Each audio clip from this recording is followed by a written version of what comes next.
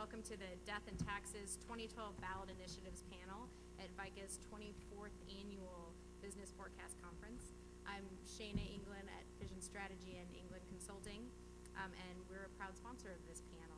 I also want to thank our runway sponsors, Southwest Airlines and Verizon. A couple of administrative things before we get going. At your seat, there's an exit survey for the panel.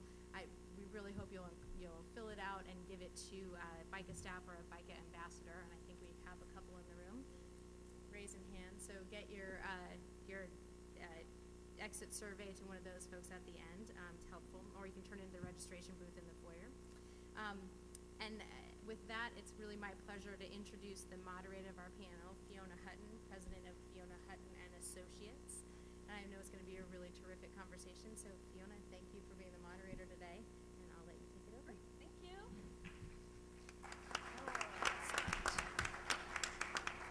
So we have specific rules we have to go by today, guys. So there's a couple things coming around also. Jill is passing around right now a sign-in sheet.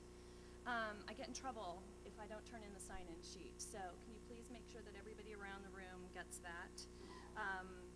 So we've got to take care of that, and then again at the end I will ask you about the forms, the feedback forms, so we make sure we bring those in. I want to make sure again we thank Vision Strategy for being the panel sponsor, and then as well we have Southwest Airlines and Verizon who are our track sponsors. So I'm a board member at VICA. I sit on our executive committee. We couldn't be doing events like this if we didn't have great sponsors, so I want to thank you all for your support.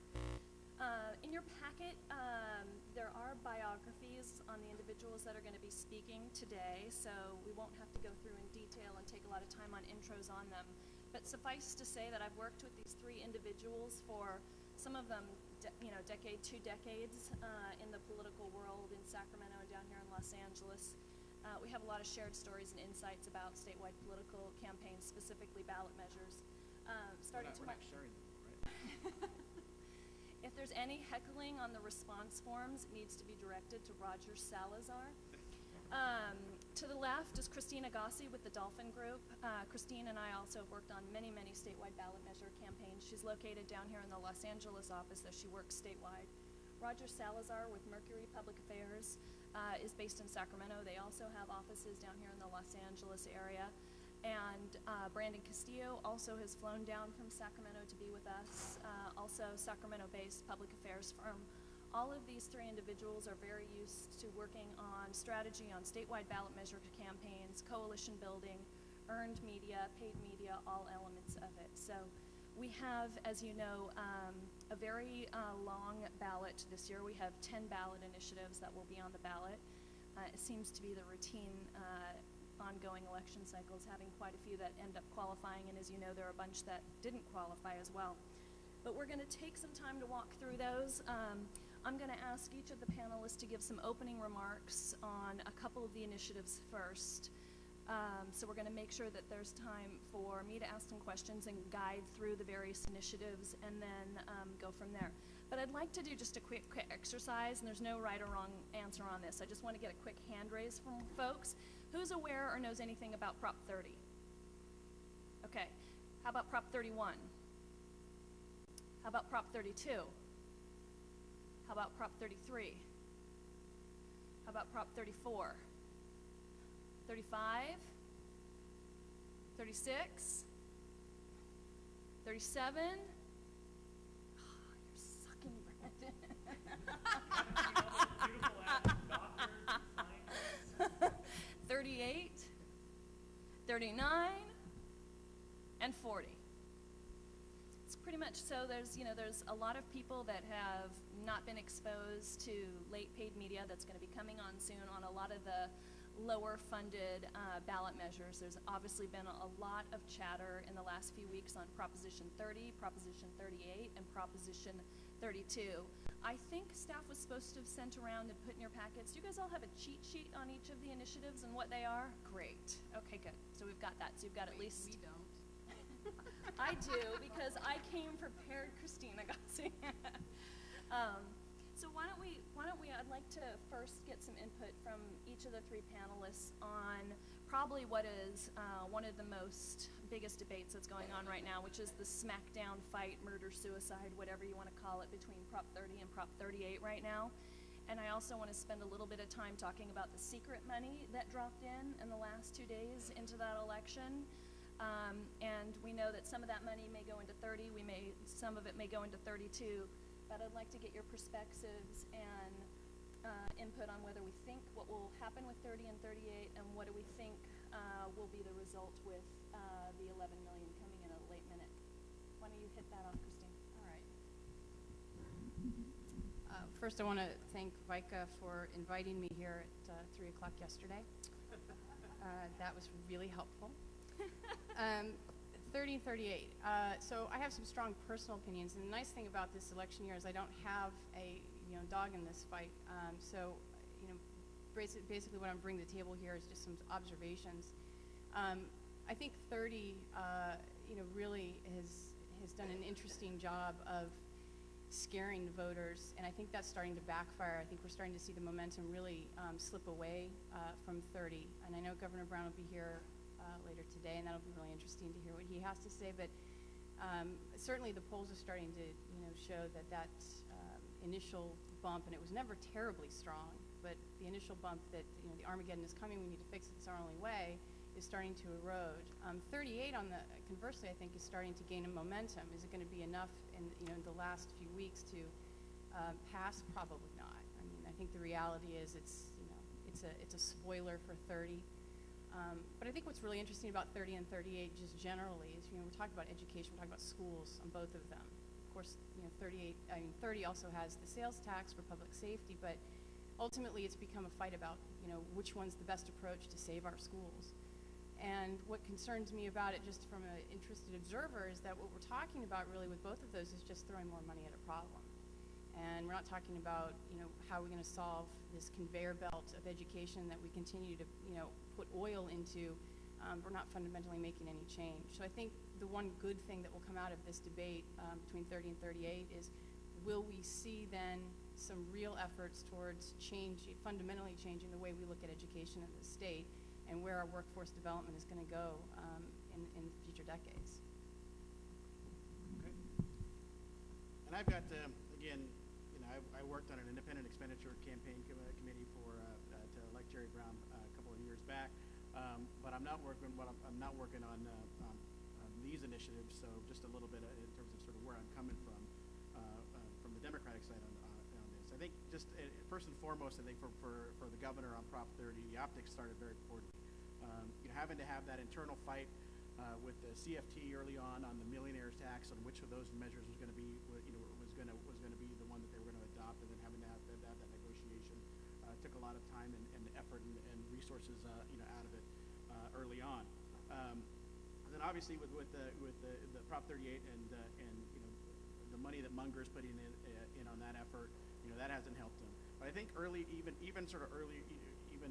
before the Molly Munger started ramping up her campaign, I think the optics were going to be a pretty tough challenge for the governor to overcome, anyways. With high-speed rail, with the park funding, the parks money that came out, you already had a very skeptical public become even more skeptical about how Sacramento was spending their money, and so you have this challenge where you've got people who you can easily talk to and raise some doubt as to how Sacramento's spending their money, and then you want them to give you more money. It's a huge challenge. It's a huge hill to climb for the governor. That said, that's why the no side is from my perspective, is going to have the easier time of it, of planning that seat of doubt, because it's already there. That said, I don't underestimate. You shouldn't underestimate this this governor. Jerry Brown was incredibly outspent versus Meg Whitman when he was running that campaign. He's been one of these guys who's been very sort of tortoise-like in tortoise and hare analogy on campaigns, and come back and done strongly, and he has shown over the course of his career the ability to get Californians to give him the benefit of the doubt. And that's what he's going to have to do in these last 3 weeks of this campaign. I think it may be a little late. I think he should have started that a little bit earlier. But that said, don't underestimate this guy and what he was able to do in the closing weeks of campaign. Thanks.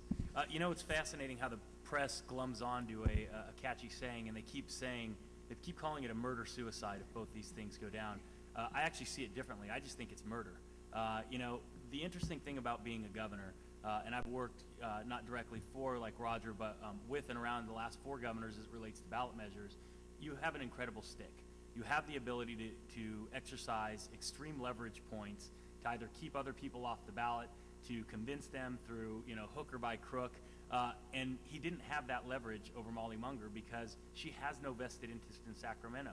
If both of these measures go down, let's face it, she'll take some criticism in the press, but she'll go back to whatever it is she was doing before, being a civil rights attorney. And I don't want to say it's no skin off her back because I believe she truly believes it. But to me, the most fascinating part of this whole exercise is that the leverage that the governor tried to use actually backfired. And rather than get Molly Munger to stand down, you've seen that it's actually empowered her. I come from a family of 6 kids, and so I believe in genes and the connectivity of brothers and sisters. I'm not going to suggest that Charles Munger and Molly Munger collaborated to defeat the governors, not at all. But what's very clear is that these 2 individuals who are independently wealthy really don't care what anybody else thinks. Her brother Charles Munger has been shaking it up on the other side of the aisle in the Republican Party establishment for 20 years or more, doing exactly this kind of thing, funding measures and causes that he believed are the right thing to do. Many times they fail, many times he's successful. So the most interesting part, aside from the politics of it all, of how the votes are going to come down, and I agree with Roger. I think the governor has a fighter's chance of winning this thing. If I were to bet, my house, I would think it's going to go down. But I give him, he's got a chance to win it. It's not too late. The polling numbers still show him ahead, and even most polls show him hovering right around 50. Definitely not an ideal spot to be in, 3 weeks out, 2.5 weeks out. But to me, the most fascinating part of this election to watch has been how the traditional tools of leverage and power of the and stature of the governor's office, not only have they not worked, but in fact they've backfired in this instance. Okay, I want to ask you guys to address one thing that we just talked about a minute ago, but we didn't go into detail on is, as we're all focused on transparency and all of us know about campaign regulations and what has to be disclosed and what doesn't have to be disclosed and where the money comes from, I want you guys to talk about the money that has come in the last few bits, because it has sort of the insider world chattering, because there's been a secret infusion of money that's come in from Arizona from unnamed sources that has the Democratic establishment a Twitter. And if you're watching the Twitter feed right now from politicos and political reporters all day long, it's about where's this secret money coming from and how much is coming in and what's it going to be spent for. So do you think that backfires? What do you think they're going to use it for? And I think it's a little good perspective to hear about how some of these organizations function in terms of how they can roll funding through separate organizations and avoid disclosure regulations. Any of you guys, why don't you take that, Roger, and then. Sure. I'll start off with it. Obviously, like as a political professional, as somebody who works on campaigns, if the avenue is legal and it's there to use, I'm going to use it, and I don't blame the other side for doing something similar. It'd be hypocritical of me to say, I had this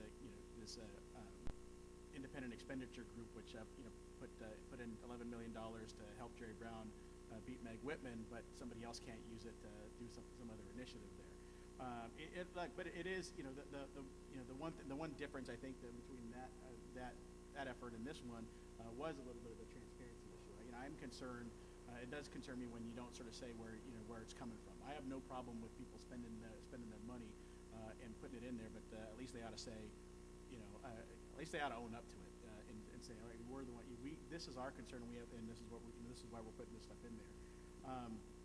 But my sense is, look, they're going to use this thing to try. If I were betting on it, on where they're going to put most of their resources, my sense is that they're going to have more trouble with Prop 32 right now, and they're probably going to put more of that money into Prop 32 because the unions this is it for them. If they lose this thing, they're going to have a tough time ever being influential, to any great extent, in the future. So they know, this is their fight to the death. If I were the other side, I would think that's where that they're going to continue to pour money into on the yes side of on the no side of 32. So put some of that money in there. Again, I do think they'll spend some of it over in on the no on 30 side, but again, I think most of the majority of that goes to the other to 32.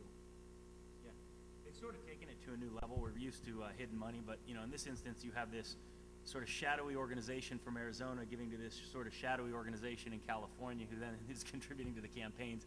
I come from the position, and like a lot of us, I've run dozens of statewide ballot measure campaigns. It's really unnecessary. It's kind of a distraction for the campaign. I mean, I've worked for tobacco industry, I've worked for insurance companies, I've worked for developers, I'm working for chemical companies. At the end of the day, who's behind a ballot measure has something to do with it, but the voters figure it out. The voters tend to know who's going to be behind these things, especially if you have a paid opponent.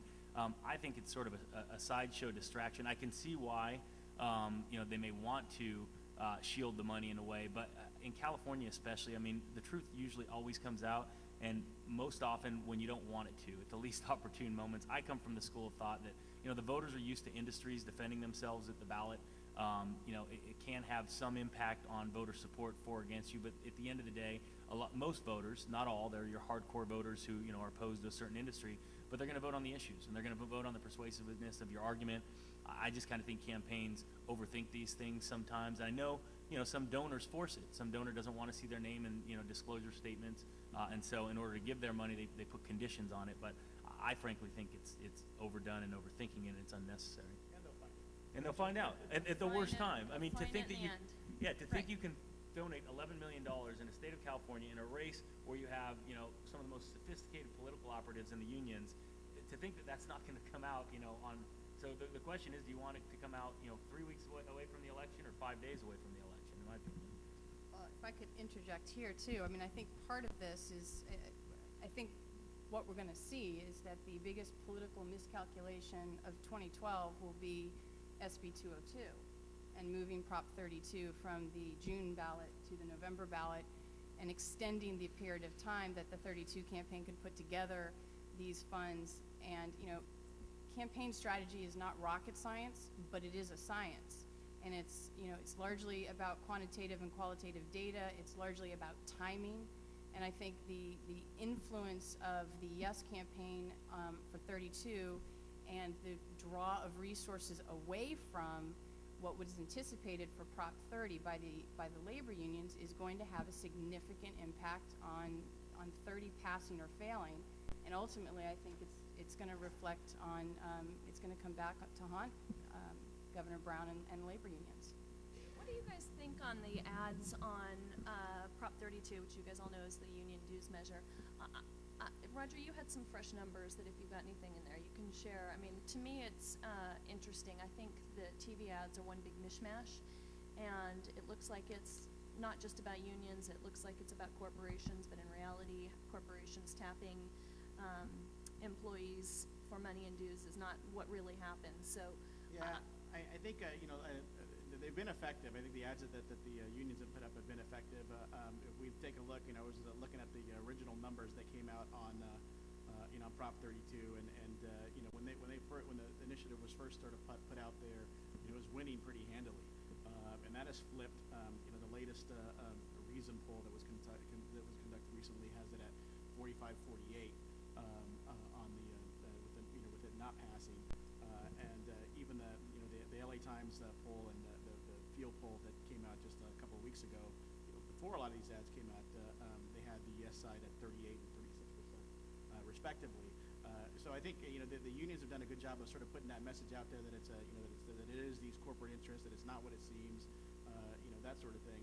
I think the other side is coming back pretty strongly though with their ads, and the unfortunate side for the yes folks is that if the people start to get confused about it, and it becomes more confusing, they're more likely to vote no anyway. So confusing the issue doesn't really seem like the right strategy for the yes side. If you don't know, you vote no. Yep. Our numbers, and these are as of yesterday, some internal polling we have it running about 10 points behind the yes. Yes on 32s, 10 points behind the no side. And I think I have no dog in this fight. I think that the no side adhered to two strong principles in ballot measure campaigns. Number one, timing, strategic timing. They went out very early. They went out earlier than anyone, largely because they had more money and they knew they were going to have more money. But number two, they flipped the jujitsu on the yes side. The yes side is all about let's limit special interests, let's limit contributions to politicians. And when we saw in the when Schwarzenegger tried to do this back in '05, you had teachers and nurses and firefighters on TV crying about how this was going to take away their power, and they didn't do that this time. And I suspect strongly it's because their polling showed them that people are starting to view those unions as special interests, even though they represent. I've seen polling where there's strong negative views towards teachers unions in particular among sort of center-right voters. But so they didn't have what everybody expected was for them to put teachers and firefighters on the air, and instead they flipped it on the yes side, and they talked about special exemptions, and they showed who's behind this: Wall Street and corporations and oil companies and executives, and it's called poisoning the well. So by the time the yes side came out, it almost, I think I agree with Roger. It's tightening. I think the yes side has a shot, but if I had to bet, I think it's going to go down because it was too late. If I were running the yes campaign, which I don't know that I would, but were I running that side, I would have taken a gamble, even though they didn't have the money, and I would have gone on air as early as possible, with as much force as possible, even if I had to go dark for a few weeks, and I would have said, listen, Prop 32 is straightforward. Here's what it does. The provisions poll extremely well in all the polling I've done in the last year. The notion of prohibiting, forced contributions and prohibiting corporations from taking employees. And I would have just laid it out, shown, the text of the measure and said, this is all it does. It's simple. You're going to hear $50 million worth of advertising about how this does. Don't believe it. Here's who's behind the other side, in order to inoculate themselves from what they knew was coming. But they didn't do that, and now they're running behind, which as a yes campaign is a recipe for failure. You typically take points off the board. It's very difficult in a contested campaign to put points on the board as a yes campaign. Okay, I want to put Brandon in the hot seat in a minute here. So let's switch gears for a minute and let's talk about the organic banana I ate this morning and the organic pressed coffee that I drank this morning, which tasted really superior. So, Christine, why should we vote for Prop 37? And then we'll let Brandon give us his best pitch with Roger interjecting on why we should be voting no. And I want to understand, because I really can't figure it out on the ads, the difference with the steak and the dog food. You're asking the wrong person. I know, that's why I had you do it. Why should, well, it's good for consumers, and we have the right to know, Brandon, and,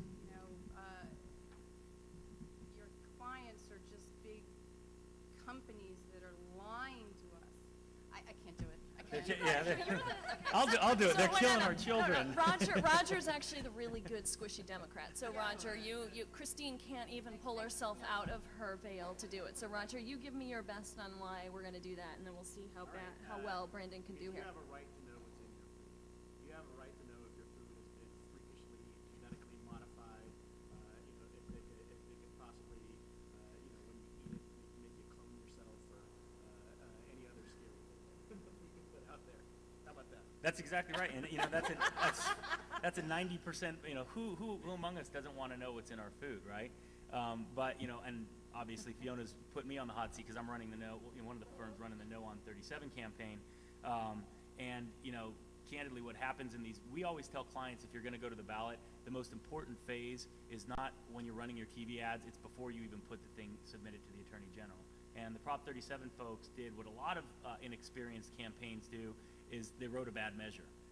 Had they limited their measure simply to sticking labels on foods requiring that they're genetically modified, we probably wouldn't stand a chance. But we're likely going to beat this thing because they included all sorts of provisions that don't make sense to voters that gave us a toehold for a campaign. For starters, one of the reasons VICA is opposed to Prop 37, rather than have the Department of Public Health or some health agency enforce it, they left enforcement entirely up to trial lawyers. And they said that the way this thing is going to be enforced is a lot like Proposition 65, where a trial lawyer can go to a grocery store and send off a letter to a small grocer and say, hey, your food, your Cheerios don't have a proper label, and the onus is now on the grocer to either lawyer up and hire their defense attorneys and their experts to prove that their Cheerios aren't genetically modified, or they can just pay the lawyers. It's a shakedown, pure and simple, just like Prop 65 is. The other mistake that they made are the exemptions. The exemptions aren't based in any sort of science. They just, they're absurd. And so we're taking advantage of that in our ads to voters. I'm sure you've seen our ads where, pet food with meat is labeled, but meat for human consumption is not. And that's troubling for voters. Even voters who want to see labels say, well, wait a minute, why is the milk and the eggs and the meat, the things that are and cheeses that are staples of my diet, why do those get exemptions while other foods don't?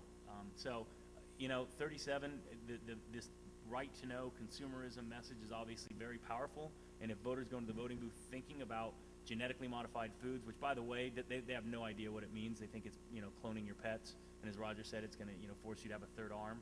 If they go in thinking about genetically modified foods and whether or not they want it labeled, we lose. But if they go in thinking about trial lawyers and increased food costs and these absurd exemptions, then we win. Interesting. Okay, I'm going to have you redeem yourself, Christine.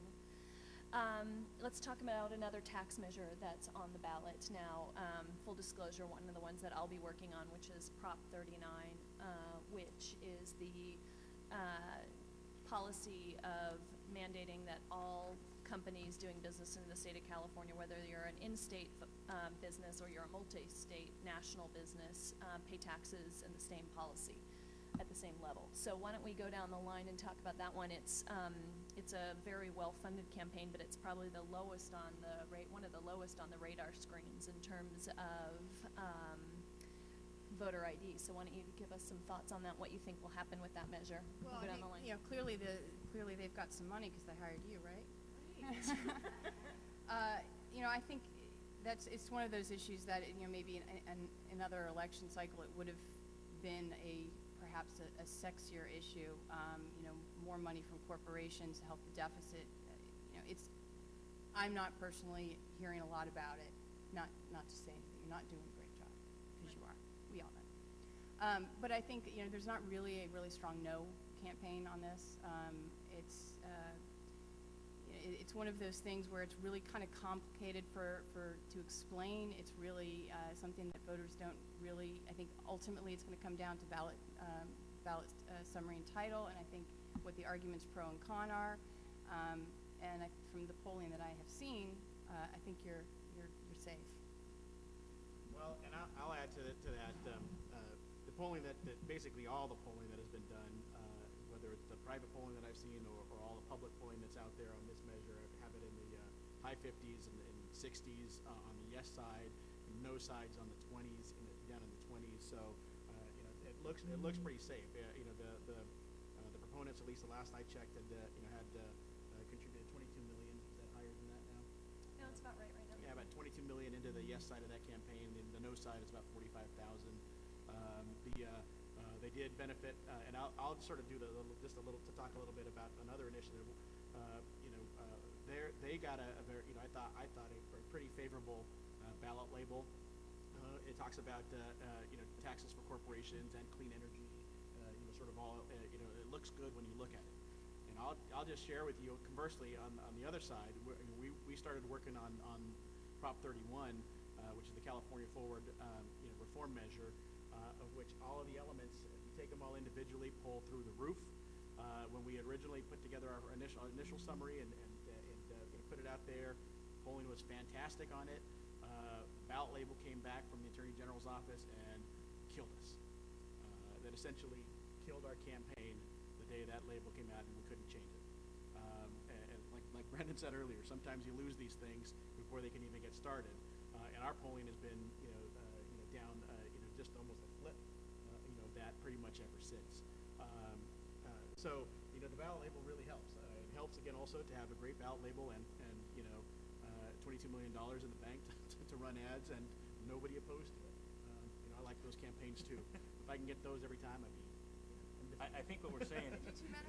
I think what we're saying is that if Prop 39 goes down, it's because of Fiona's negligence. Roger does bring up a good point. For those of you who don't, live and breathe this, and I suspect that's every one of you because it's quite a boring life.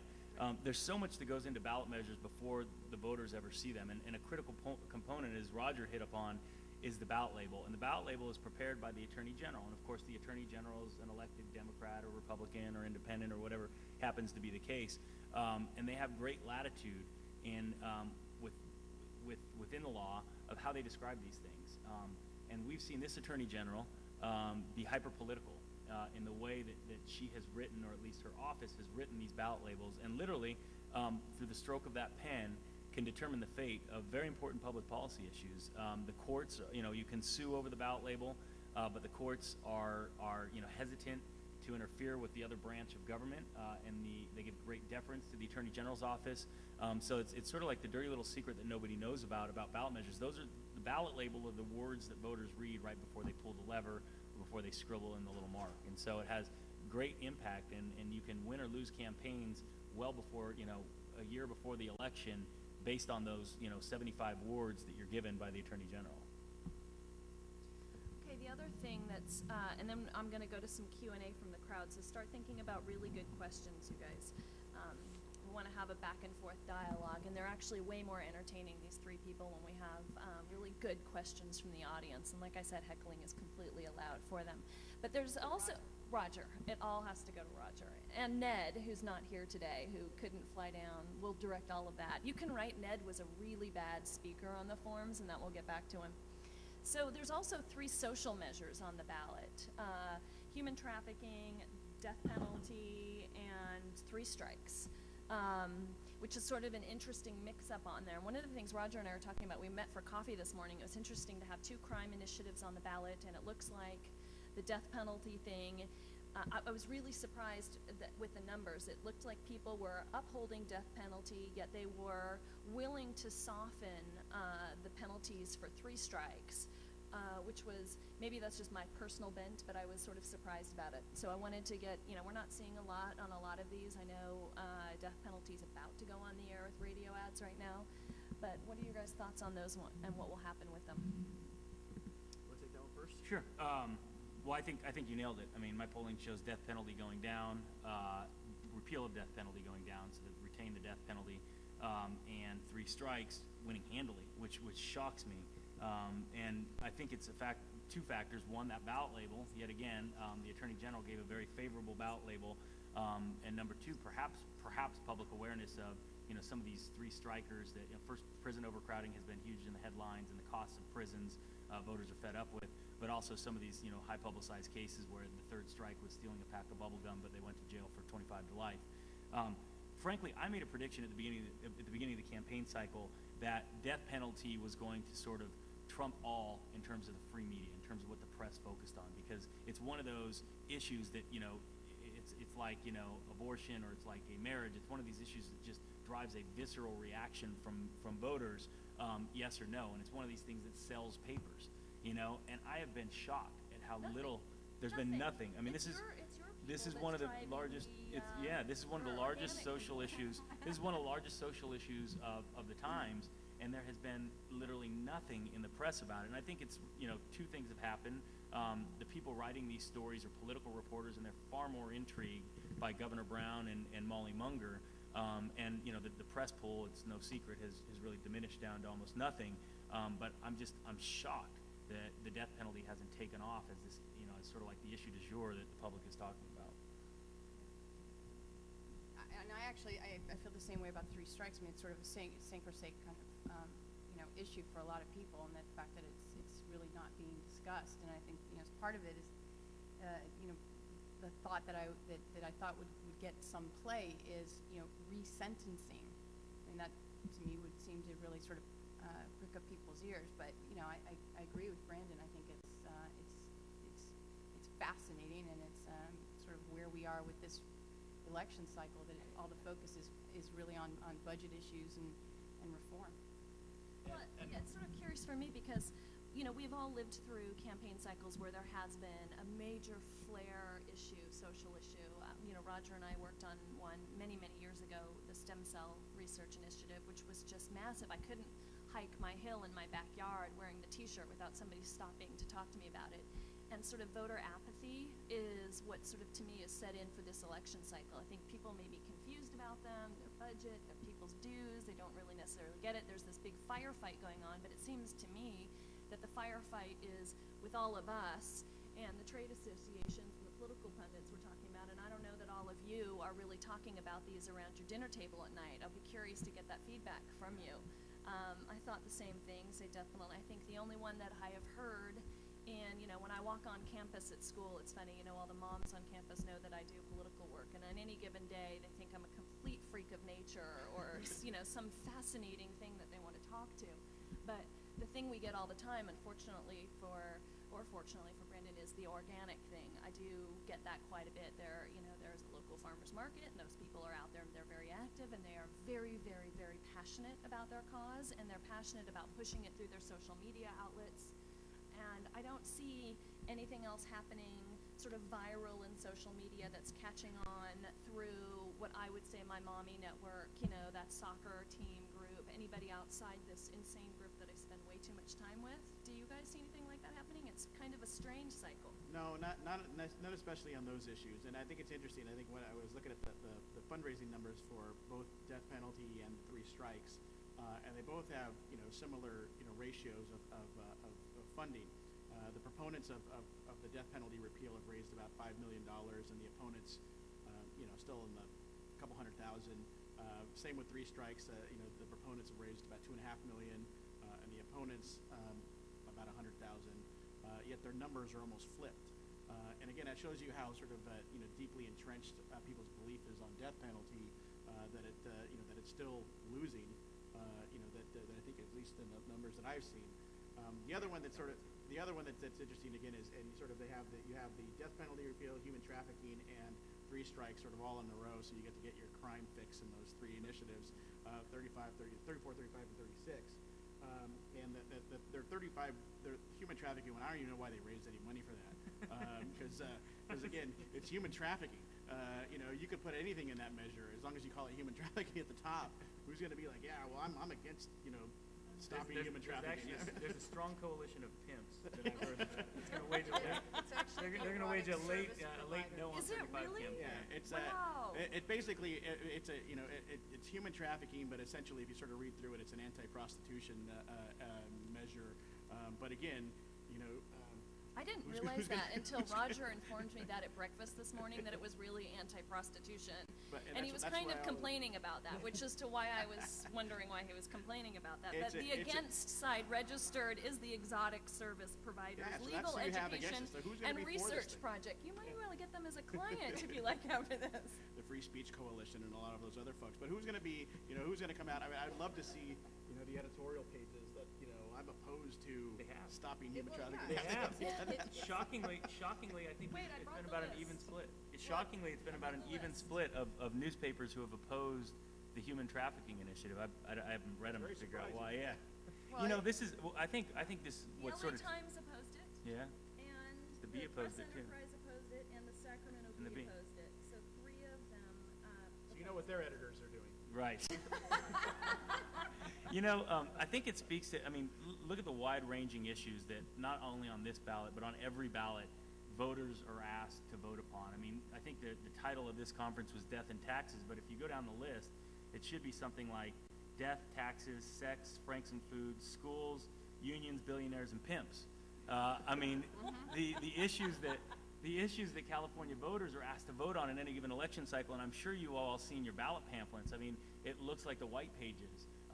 And to ask voters to distill through that type of information. Look, I'm an ardent supporter of initiatives, as are my children who go to private school and my wife who likes, to throw dinner parties. But it does get a little ridiculous to throw 11 measures on the ballot each election, especially now that we've condensed all of the initiatives, at least for the time being, to one ballot, to the November ballot only.